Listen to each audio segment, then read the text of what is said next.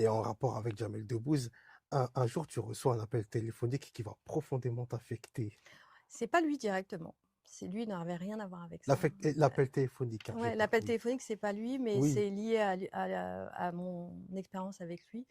C'est-à-dire que quand j'ai arrêté mes études, donc j'ai repris le chemin que j'ai pas arrêté, je continue toujours d'être hôtesse pour financer mes sorties, mes loisirs et mes voyages, parce que j'adore voyager depuis mhm, toute petite, hein.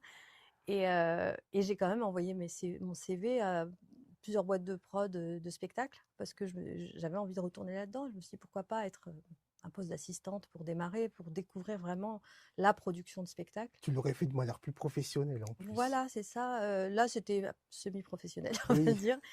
C'était entre amis, mais peut-être pas forcément costumière, mais plus comprendre la production en elle-même.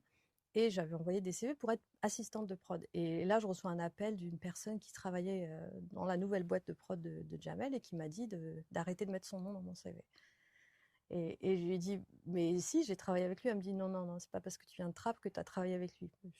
Donc, je me suis dit, mais si. Je lui ai dit, mais passe-le-moi. Elle me dit, non, non, je te le passe pas.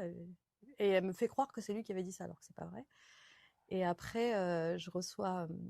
Elle me dit, je lui demande, mais elle me dit, oui, j'ai eu des gens qui m'ont appelé pour vérifier tes références et je leur ai dit que tu étais une menteuse. Et là, ça a été le. Oh, oh, oh. Là, je me suis sentie super mal et j'étais encore jeune à l'époque et je me suis dit, là, ma vie est foutue, quoi. Et elle a raccroché au nez. Je lui ai dit, mais à qui tu l'as envoyé? Elle a raccroché. Et je me suis dit, mais pourquoi faire ça? Elle avait un poste hyper important. Je voyais pas en quoi je pouvais la déranger. Et puis non, c'est pas parce que je venais de Trappes que j'avais mis ça sur mon CV comme ça, sorti de mon chapeau. Non, c'est parce que j'avais vraiment travaillé avec lui et je cherchais à nuire à personne. Je voulais vraiment démarrer tout en bas.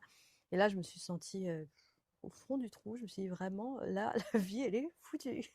Foutue. Donc, je suis rentrée dans une petite phase de déprime et je me suis dit, j'arrête. J'arrête de chercher des jobs dans cette voie-là. Je me suis dit, c'est fini.